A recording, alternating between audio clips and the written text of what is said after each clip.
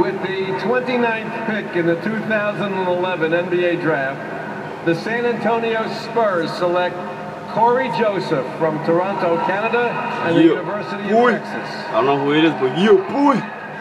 Born in Toronto, played in Texas, staying in Texas for his yeah. NBA life, at least the beginning of it, Jay Billis.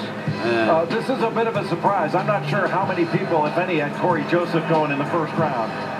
He is pretty mature for a freshman last year. He's a pretty good leader for Texas, unselfish, wasn't as assertive as he needed to be, especially early on in the season, but he was solid defensively. You know, he's got big hands for his size. You know, not a great shooter, not a great finisher, but showed some pretty good lateral quickness and showed he could stay in front of some people. A little bit of a surprise, but as you guys mentioned, you know, R.C. Buford and the San Antonio Spurs make a lot of great decisions. And Corey Joseph could turn out to be one of those, but I think most people had him slated in the middle to late second round rather than late in the first round. He's not only the third freshman ever drafted out of Texas, he's also the third Texas Longhorn taken in his draft, all in the first round. Tristan Thompson went fourth overall to Cleveland. Jordan Hamilton, of course, staying in the state of Texas, picked by the Dallas Mavericks. Corey Joseph, again, staying in the state of Texas, picked by the Dallas Mavericks.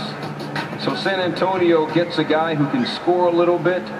He has youth, something that they always have to be concerned about. Tim Duncan, of course, getting up there in age. Manu Ginobili getting up there in age. We don't know whether Tony Parker, George Hill, you know, like JB, you said earlier, Tony Parker was a guy who was supposed to be traded for the last couple of days, and now George Hill is possible on the trading block there. Well, it's been a long time since this team has a transition to make. I mean, 1999, they win the championship. They had Duncan and Robinson, and it's been the same old hat year by year. When you're talking last year, this is the team that had the second best record in the NBA, and they go out in the first round to the Memphis Grizzlies. So it's going to be an interesting transition. We talked about how great an organization this is. They don't make mistakes. They always seem to make the right move. So it's a transition period. We'll see what kind of team they can bring to the table next year. And I think their regular season, just how great an accomplishment it was devalued by their loss to Memphis. Memphis played great.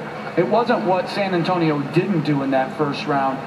Ginobili's health was not there in the first round with the elbow injury. I think they had a remarkable year last year, and they should be proud of the year they had.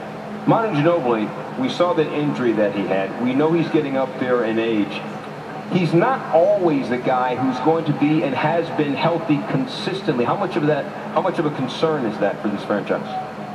Well, health is always a #1 concern for every franchise, but particularly right now where Duncan has shown some signs with his knees, Ginobili's had some injuries, but give me Manu Ginobili anytime, anywhere, under any conditions. He's one of the greatest competitors that has ever played in the NBA.